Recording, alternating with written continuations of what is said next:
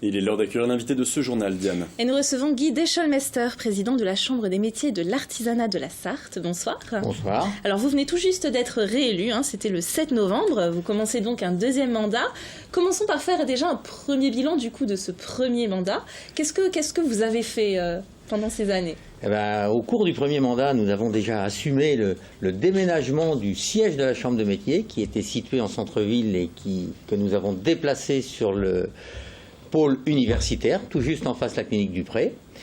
Et puis ensuite, nous nous sommes attachés à restructurer les finances de la Chambre de métiers qui étaient un petit peu en difficulté. Voilà.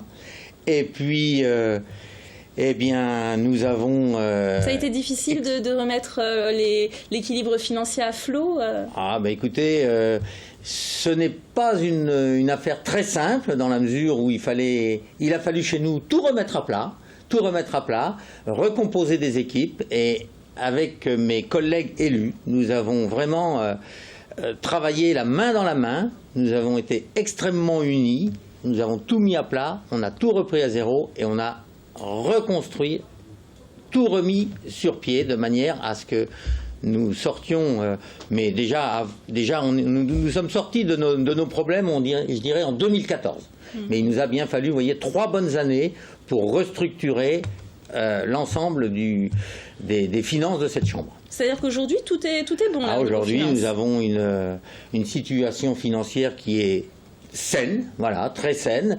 Je suis assez heureux et même fier de pouvoir dire qu'au dernier bilan en juin 2016, nous faisions jeu égal avec nos collègues de Loire-Atlantique qui ont le double d'artisans, plus du double d'artisans que nous, Sartois.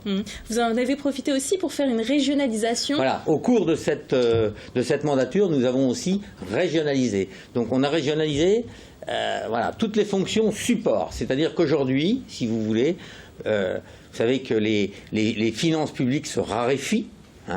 Et donc nous sommes regroupés au niveau régional pour aller chercher tout ce dont nous avons besoin pour pouvoir fonctionner. Il n'y a plus qu'un interlocuteur qui collecte les fonds dont nous avons besoin et qui les redistribue sur l'ensemble des départements de la région des Pays de la Loire.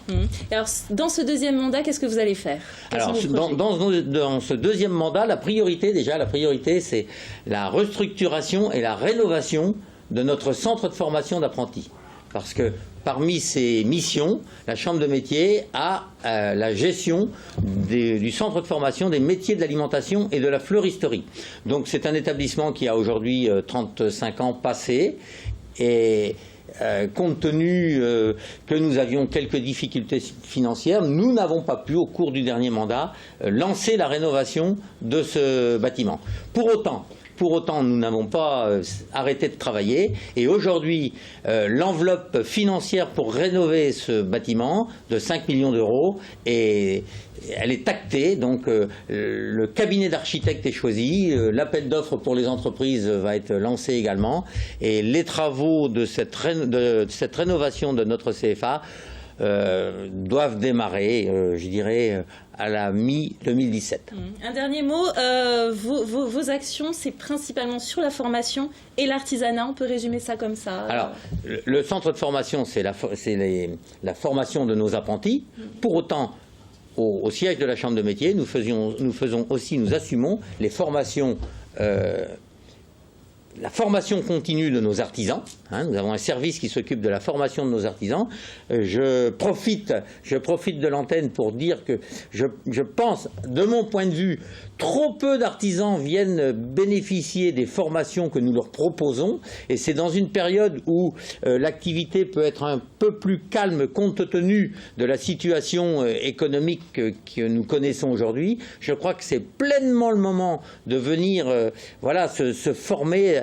Nous proposons une multitude de formations, que ce soit de la gestion, que ce soit de l'informatique, que ce soit... Voilà, on peut proposer une multitude de formations. Nous pouvons même faire des formations à la demande.